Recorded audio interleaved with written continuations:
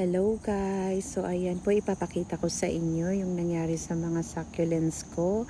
Dahil sa sunod-sunod na ulan, ayan, nalalata yung mga petals niya. So ang gagawin ko ay kukunin ko yung mga nalatana na mga petals using tweezer para po hindi maapektuhan yung maganda pa na mga petals.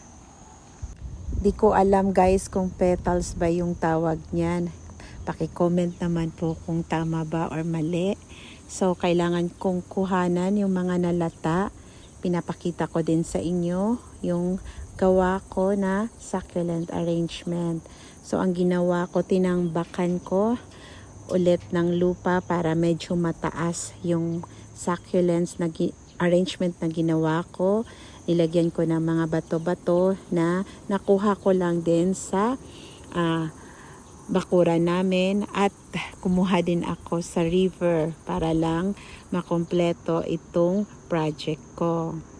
Sa mga kagaya ko na mahilig sa succulents, tiyak na matutuwa kayo pag nagawa niyong landscape yung mga succulents nyo. So ito pala yung mga cactus ko. Ayan, ito. Makikita nyo mamumulaklak na yan. Sa itong mga paso na maliliit na nagpo-form ng rabbit at saka frog, mga bigayan ng kaibigan ko, di na daw kailangan. Yung mga figurine ko din na iba, binili ko lang yan sa recycle shop. Mix ko lang yung mga figurine, mga bato at succulents para maganda silang tingnan.